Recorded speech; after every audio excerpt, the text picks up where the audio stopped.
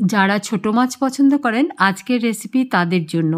বাজারে যদি এই রকম বড় সাইজের মৌরলা পান তাহলে কিনে আনুন আর একবার অন্তত আমার মতো করে রান্না করে দেখুন। অনেকেই হয়তো রান্না করেন, আমি যেভাবে করি আজ সেটাই শেয়ার করছি। আসুন রেসিপিটা দেখে নিই। নমস্কার বন্ধুরা, শম্পার রান্নাঘরে সবাই স্বাগত। আজ মৌরলার ঝালের জন্য এখানে আমি 200 গ্রাম মৌরলা মাছ নিয়েছি আর পরিষ্কার করে ধুয়ে একদম জলটা ঝরিয়ে রেখে দিয়েছি।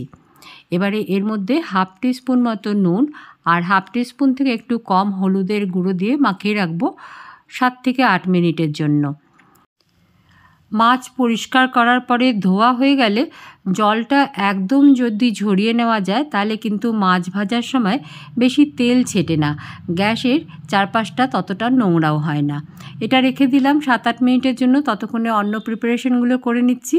কড়াইয়ে সামান্য একটু জল নিচ্ছি। আজকের রান্নায় আমি শিম ব্যবহার করব। শিমটা একটু ভাপিয়ে নিচ্ছি। জলটা ভালোভাবে ফুটতে শুরু করলে তার মধ্যে শিম দিলাম। তারপরে শিম শুদ্ধই আরেকবার যখন ফুটতে শুরু করবে তখনই শিমগুলো তুলে রেখে দেবো।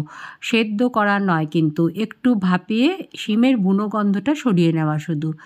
জলটা ফেলে দিয়ে কড়াই পরিষ্কার করে নিয়ে এই কড়াইয়েই রান্নাটা করছি। কড়াই ভীষণ ভালোভাবে গরম করে তারপরে তার মধ্যে সর্ষের তেল যোগ করলাম। আজকের রান্নায় কিন্তু আমি একটু বেশি তেল ব্যবহার করব।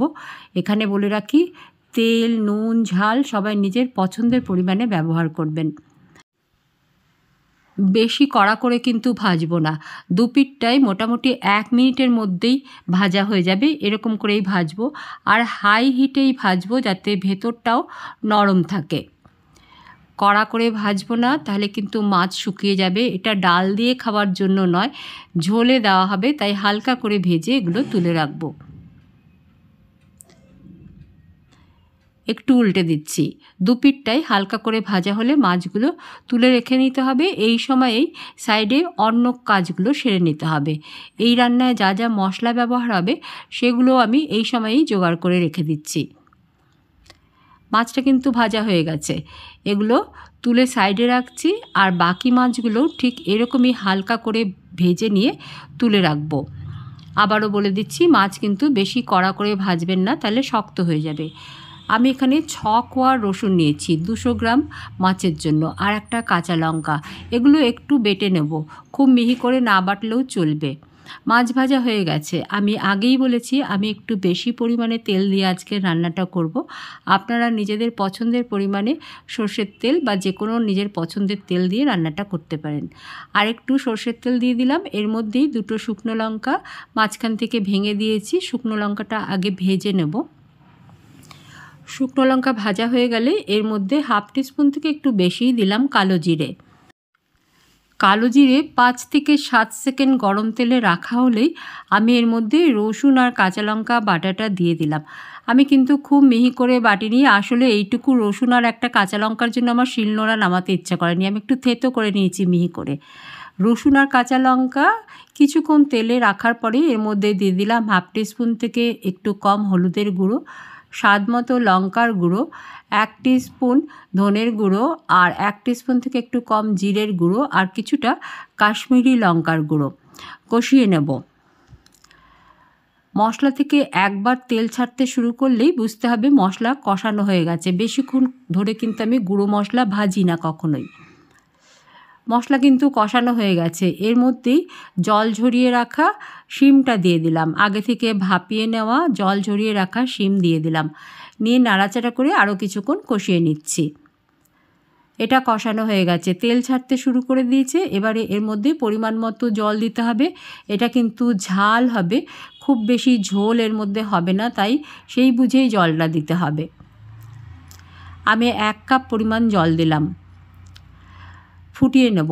শিম মিনিট 2 ফুটিয়ে নেব। এর মধ্যেই স্বাদ মতো নুন দিয়ে দিচ্ছি। গোটা তরকারিতে যা নুন লাগবে সেটাই দিয়ে দিলাম একবারে। এবারে শিমটা সেদ্ধ করে নেব আগে। মিনিট 2 ফুটিয়ে নিলে কিন্তু শিম সেদ্ধ হয়ে যাবে, খুব বেশিক্ষণ সময় কিন্তু লাগে না। গোটা শিমগুলো একটু আলোর দিকে ধরলেই কিন্তু দেখা যায় ভেতরে পোকা আছে কিনা। সেই রকম করে দেখে নিয়ে তারপরে দুপাশটা কেটে দিয়েছি আর সাইডের সিরগুলো সরিয়ে দিয়েছি। শিমটা যখন একটু নরম হয়ে এসেছে তখন ভেজে রাখা মাছগুলো দিয়ে দিলাম। কিছুক্ষণ ফুটিয়ে নেব, ঝোলটাও একটু কমে আসবে আর মাছটা সেদ্ধও হয়ে যাবে। সেই সময়টুকু সেদ্ধ করে নিলাম 4 থেকে 5 মিনিট মিডিয়াম আঁচে সেদ্ধ করে নিয়েছি। এবারে কিন্তু আমাদের মাছের ঝোল রেডি হয়ে গেছে। এর মধ্যে কয়েকটা কাঁচা লঙ্কা দিয়ে দিলাম, অল্প একটু চিড়ে দিয়েছি আর কিছুটা ধনেপাতা কুচুনো ছড়িয়ে দিলাম। আঁচ বন্ধ করে দিচ্ছি। এই রকম কিন্তু একটু গা মাখা মাখা হবে, এটা আরেকটু ঘন হয়ে যাবে পরিবেশন করার সময়। এবারে এটা আমি সার্ভ করে দেখাচ্ছি যে এটা দেখতে ঠিক কেমন হয়েছে। আজকের রেসিপি কেমন লাগলো আমাকে অবশ্যই জানাবেন। আমার চ্যানেল যারা এখনও সাবস্ক্রাইব করেননি তাদের জানিয়ে রাখি, আমার চ্যানেলে কিন্তু আমি বেশিরভাগ সময়ই ঘরোয়া সহজ স্বাস্থ্যকর রান্না দেখিয়ে থাকি। এই ধরনের রান্না দেখতে আগ্রহী হলে চ্যানেল সাবস্ক্রাইব করে সঙ্গে থাকবেন। সবশেষের এই কড়াই কাচানো কিন্তু আমি কখনো ফেলি না, আমার ভীষণ ভালো লাগে এটা খেতে। আপনাদের মধ্যে কারা কারা এটা পছন্দ করেন আমাকে কমেন্ট সেকশানে লিখে জানাতে পারেন। আজকের রেসিপিতে আমি শিম ব্যবহার করেছি, আপনারা চাইলে বেগুনও ব্যবহার করতে পারেন বা শিম বা বেগুন দুটোই ব্যবহার করতে পারেন একসাথে। কিছুক্ষণ অপেক্ষা করব, তারপরে সার্ভ করব গরম গরম ভাতের সাথে। ভীষণ সুন্দর এই রেসিপিটা, আপনি চাইলে রসুন ছাড়াও করতে পারেন। একবার এইভাবে করে দেখার অনুরোধ রইল। আজকে তাহলে আসি, সবাই ভালো থাকুন। সঙ্গে থাকার জন্য অনেক অনেক ধন্যবাদ জানিয়ে আজকের ভিডিও শেষ করলাম।